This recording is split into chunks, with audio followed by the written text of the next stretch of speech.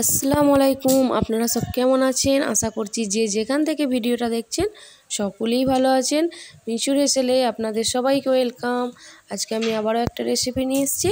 আজকে আমি করে দেখাবো বেদানার জুস। তাহলে চলুন দেখা যাক কী কী উপকরণ লাগছে। তার আগে ভিডিওটা ভালো লাগলে অবশ্যই সাবস্ক্রাইব করতে ভুলবেন না। এখানে আমি নিয়েছি দুটো মিডিয়াম সাইজের বেদানা। এগুলো আমি ভালো করে ধুয়ে পরিষ্কার করে নিয়েছি। এবার এগুলোকে আমি কেটে দানা ছাড়িয়ে নেব। দেখতেই পাচ্ছেন আমি এইভাবে কেটে নিয়েছি একটা ছুরির সাহায্যে।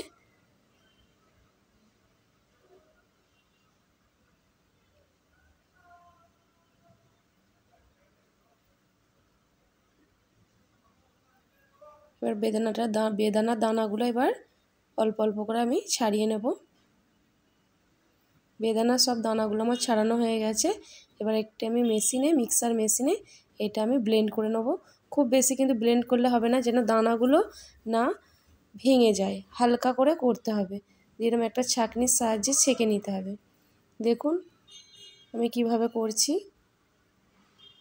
এইভাবে ছেঁকে নিতে হবে।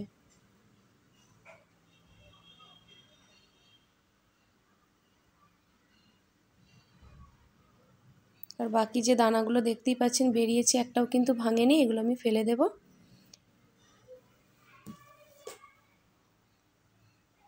জুসটা আমার রেডি। এবার এটার মধ্যে আমি 2 চামচ চিনি দিয়ে দিচ্ছি। পরে আমি আবারও 1 চামচ দিয়েছিলাম। এবার আমি দিয়ে দেবো স্বাদ মতন লবণ। ঘরে যে লবণ রান্নার ইউজ করেন সেই লবণই আমি অল্প দিয়েছি। দিয়ে দেবো জলজিরা প্যাকেট, হাফ প্যাকেট দিয়ে দিচ্ছি। আর দিয়ে দেবো অল্প বিট নুন। কারো কাছে যদি বিট নুন থাকে তাহলে বিট নুনটাই দেবেন। আমার বিট নুন অল্প ছিল তাই আমি রান্নার করা নুনটাই অল্প করে দিয়েছি। ব্যাস রেডি হয়ে গেল বেদানার জুস। এবার আমি 2টো গ্লাস নিয়েছি, গ্লাসে আমি ঢেলে নেব।